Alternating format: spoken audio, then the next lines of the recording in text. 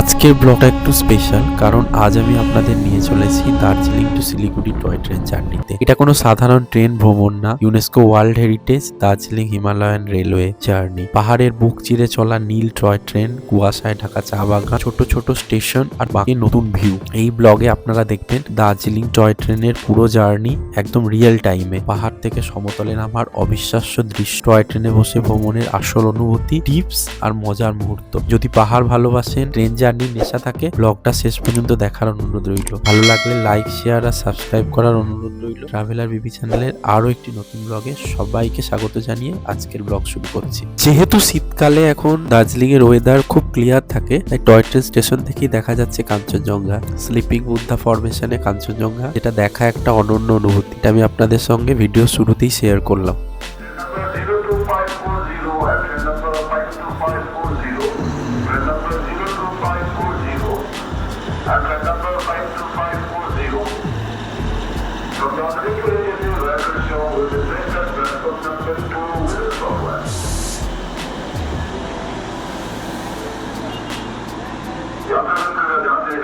गाड़ी संख्या 0250 और 5250, गाड़ी संख्या 0250 और 5250 जो हमारे दार्जिलिंग से करिश्मा होते हुए एनजेपी तक जाएगी, प्लेटफॉर्म नंबर 2 पे लगने वाली है। Good morning from Darjeeling station. আজকের তারিখ হচ্ছে 5 আর আপনাদের জার্নি হচ্ছে টয় ট্রেনে দার্জিলিং থেকে এনজেপি। আমার পিছনে কাঞ্চনজঙ্ঘা ভিউ, টয় ট্রেন দাঁড়িয়ে রয়েছে। এই হচ্ছে দার্জিলিং স্টেশন, দেখুন খুব সুন্দর। মূল জার্নি শুরু করার আগে রুট ম্যাপ, যেটা ট্রেনের কামরায় ছিল, সেটা দিই। আপনারা চাইলে এটা স্ক্রিনশট নিয়ে রাখতে পারেন, কোন কোন স্টেশনে কত উচ্চতা, কত ট্রাভেল করবে আমাদের এই টয় ট্রেন দার্জিলিং থেকে এনজেপির পথে। আমাদের টয় ট্রেন রেডি দার্জিলিং থেকে শিলিগুড়ি জংশন হয়ে এনজেপি যাওয়ার জন্য। ইঞ্জিন ব্রিটিশ আমলের ডিজেল চালিত।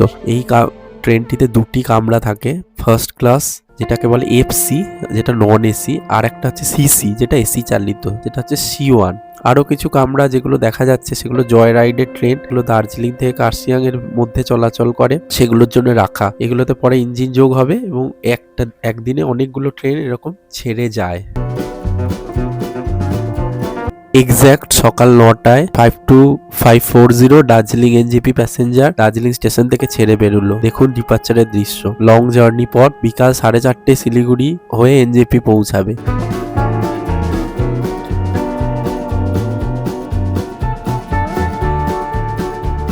রাস্তায় কৌতূহলী লোকজন টয় ট্রেনের পিকচার নিচ্ছে। টয় ট্রেন দার্জিলিং এর এক আলাদাই নস্টালজিয়া। এবার দেখে নেওয়া যাক এসি কামরার ইন্টেরিয়র। একদিকে দুটো আর একদিকে সিঙ্গেল সিট বসার জন্য। সিটগুলো বেশ কমফোর্টেবল। পাশে হাতের রাখার জায়গা আছে, তার হ্যান্ড স্ট্যান্ড আছে। প্রশস্ত কাঁচের জানলা, যেগুলো দিয়ে আপনারা বাইরের দৃশ্য আরামসে দেখতে পারবেন। তবে লাগেজ রাখার আলাদা কোনো জায়গা নেই, একটু অ্যাডজাস্ট করতে হবে। এসিতে ছোট্ট একটা টয়লেট আছে, যেটা কিন্তু আপনারা ফার্স্ট ক্লাসে পাবেন না। টয়লেটটা ছোট, কিন্তু সবকিছু ফেসিলিটি টয়লেটের মধ্যে আছে। ট্রেন স্লথ গতিতে এগিয়ে চলেছে।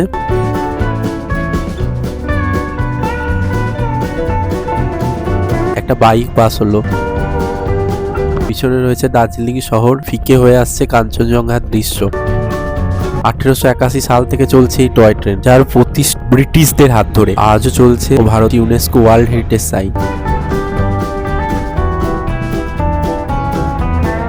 তাই আপনাদের কাছে অনুরোধ, একবার অবশ্যই চড়ে দেখুন এবং অভিজ্ঞতা আমার সঙ্গে শেয়ার করুন। এবার ট্রেন পৌঁছাতে চলেছে বাতাসিয়া লুপে, অর্থাৎ ট্রেন ঢুকবে এবার বাতাসিয়া লুপে। দার্জিলিং ঘুরতে গেলে এই বাতাসিয়া লুপে সবাই ঘুরতে যায় কম বেশি। এখানে ওয়ার মেমোরিয়াল আছে, এখান থেকে কাঞ্চনজঙ্ঘার সুন্দর ভিউ পাওয়া যায়, আর সুন্দর ফুলের বাগান আছে। অসাধারণ সুন্দর জায়গা।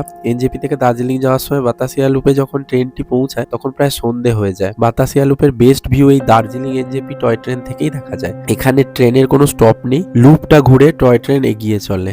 টয় ট্রেন থেকে বাঁদিকে তাকালে বাতাসিয়া লুপে ভারতীয় জাতীয় পতাকা জলজল করে, আর এখানে কিছু ফুলের বাগান আছে। উল্টো দিকে আমি বসেছিলাম বলে ক্যাপচার করতে পারি। আপনারা বাতাসিয়া লুপ ঘুরতে গেলে অবশ্যই এই জায়গাগুলো ঘুরে দেখবেন। আর এই বাতাসিয়া লুপ আপনারা কে কে ঘুরেছেন দার্জিলিং ভ্রমণের সময় তা কমেন্ট করে জানাতে ভুল।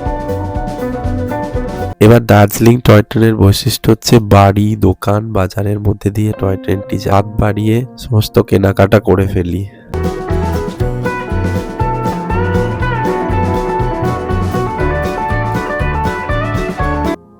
আস্তে আস্তে টয় ট্রেন চলতে চলতে 6 কিলোমিটার কভার করে ফেলেছে। তার প্রথম স্টপ ঘুম স্টেশনে প্রবেশ করতে চলেছে। ৭,৪০৭ ফিট উচ্চতার ঘুম স্টেশন ভারতের সর্বোচ্চ রেলওয়ে স্টেশন। এখানে ট্রেন ২-৩ মিনিট মতো দাঁড়ায়। স্টেশনটি খুব সুন্দর। এখানে দাঁড়িয়ে ছবি টবি তোলে। এখানে রয়েছে ঘুম মিউজিয়াম ও ঘুম মনাস্ট্রি। ট্রেনগুলি জয় রাইডে আসে, এই ঘুম স্টেশনে দাঁড়ায় এবং তখন আপনারা এই ঘুম মনাস্ট্রি, ঘুম মিউজিয়াম ঘুরে দেখতে পারবেন। অথবা দার্জিলিং ভ্রমণে এলে সবাই টাইগার হিল দেখার পরে ঘুম স্টেশন ঘুরে যায়, তখন আপনারা ঘুম স্টেশন অবশ্যই ঘুরে নেবেন। ভারতের সর্বোচ্চ রেল স্টেশন বলে কথা, এখানে তো একবার মানুষকে আসতেই হবে। এই টয় ট্রেনে থেকে ঘুম স্টেশনের দৃশ্য আপনাদের কেমন লেগেছে কমেন্ট করে জানাতে ভুলবেন না।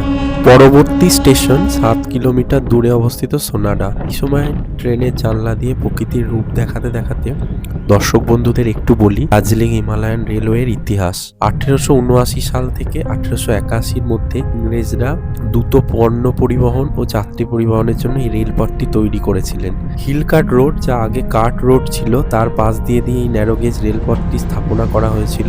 আগে যাত্রী পরিবহন বলুন বা মাল পরিবহনের জন্য একমাত্র ঘোড়া বা পালকি ভরসা ছিল, তাই একটু দ্রুততা আনার জন্য ইংরেজরা এই রেলপথ স্থাপনের পরিকল্পনা করে। গিলেন্ডার্স আরভানথট অ্যান্ড কোম্পানি এই রেলপথ নির্মাণ করেন। 1880 সালে শিলিগুড়ি কার্সিয়াং অংশটি চালু হয়। 81 সালে 4 জুলাই দার্জিলিং পর্যন্ত টয় ট্রেন চলে। তো টয় ট্রেন পৌঁছে গেছে সোনাডা স্টেশনে। সোনাডার উচ্চতা হচ্ছে 6552 ফুট, প্রায় 1000 ফুট ঘুম থেকে নামার পর সোনাডা আসে এবং দার্জিলিং থেকে ডিস্টেন্স 15 কিলোমিটার মতো। সোনাডাও এখন খুব জনপ্রিয়। এখানেও আপনার অনেক হোমস্টে আছে, এখানেও আপনারা থাকতে পারেন।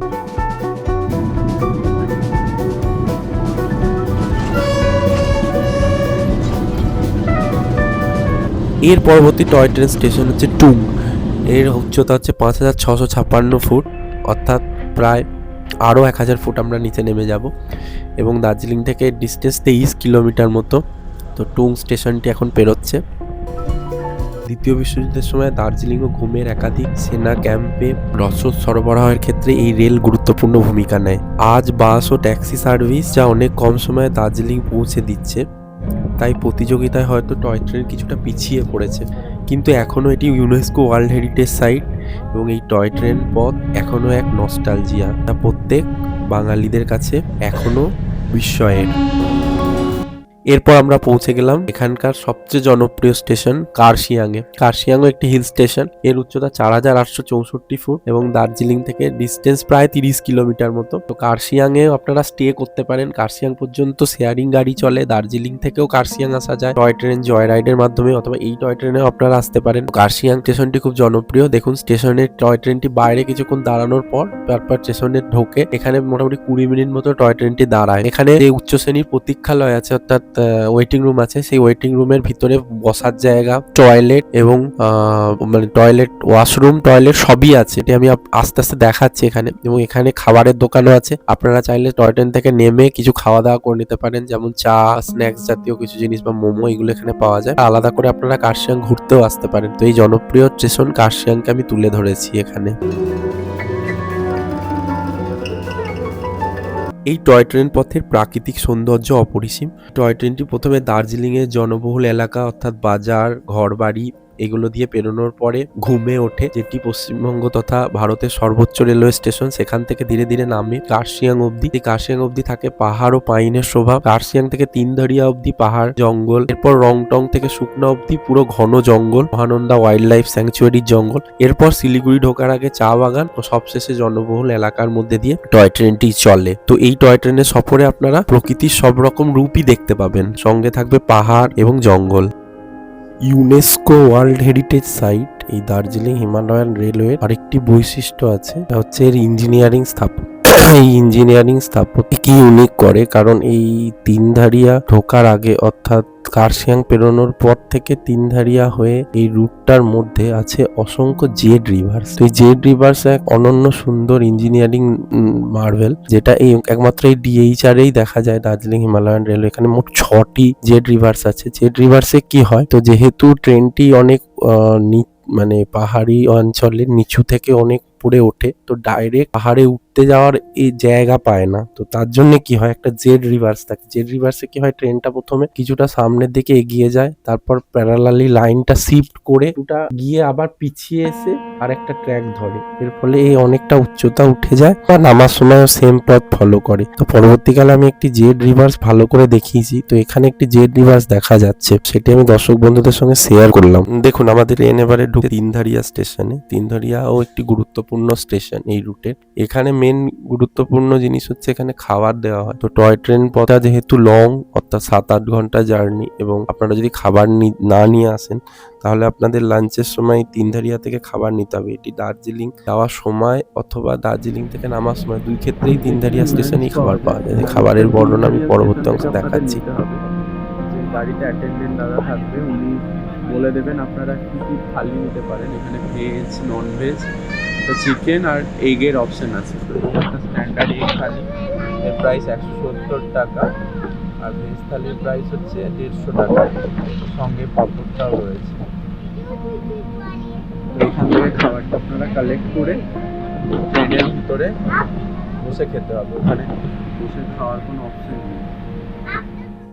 এখানে দেখুন একটি কয়লার ইঞ্জিন, অর্থাৎ কয়লার ইঞ্জিনওয়ালা টয় ট্রেন দাঁড়িয়ে আছে। তো খোঁজ খবর নেওয়ার পর জানতে পারলাম এই টয় ট্রেনটি স্পেশাল বুকিং, অর্থাৎ আপনারা স্পেশাল বুকিং করলে এই তিনধারিয়া থেকে কার্শিয়াং বা তিনধারিয়া থেকে দার্জিলিং এই ধরনের রুটে এইগুলো স্পেশাল ট্রেনগুলো চলে, এগুলো ট্যুরিস্ট স্পেশাল। তো এই ট্রেনটি দেখুন কয়লা দিয়ে চলে, তো কয়লা লোড করা হচ্ছিল এবং ধোঁয়া উঠছিল। পুরোনো আমলের কত সুন্দর ট্রেন দেখুন ইঞ্জিনটা। তো সেটা এখানে দাঁড়িয়ে আছে। আমরা তারপর তিনধারিয়া স্টেশনে পৌঁছে গেছি। তিনধারিয়া স্টেশনটা খুব সুন্দর। তিনধারিয়া স্টেশনের একদম যেখানে টয় ট্রেন লাইনটা শেষ হচ্ছে তার উল্টো পাশে রয়েছে খুব সুন্দর খাত, অর্থাৎ চারিদিকে পাহাড়ের ভিউ দেখা যায়, 3টে পাহাড়ের ধার। এইখান থেকে তিনধারিয়া নামটি এসছে। তিনধারিয়া স্টেশনে আপনারা অবশ্যই খাবার তুলবেন এবং স্টেশন থেকে ঘুরে ফিরে দেখবেন। স্টেশনের ভিতরে এখানে একটি চা দেখুন, টি স্টল বা চায়ের দোকান লেখা আছে, ওখান থেকেই খাবার আপনাদের তুলতে হবে। আপনারা ট্রেনের দাদাদের আগে থেকে বলে দেবেন কি থালি দরকার, পয়সা দিয়ে সেই থালিটা আপনারা নিয়ে নিতে পারবেন। এখানে 170 টাকা হচ্ছে ডিম ভাত, 150 টাকা ভেজ, আর 180 টাকা চিকেন ভাত। আপনারা যেটা চাই সেটা নিয়ে নেবেন। এখানে অবশ্যই চেঞ্জ রাখবেন, এখানে ক্যাশই চলে, অনলাইন করা যায় না। আর টয়লেটের ব্যবস্থা আছে এখানে, তো আপনারা চাইলে এখানে টয়লেটটাও ইউজ করে নিতে পারবেন।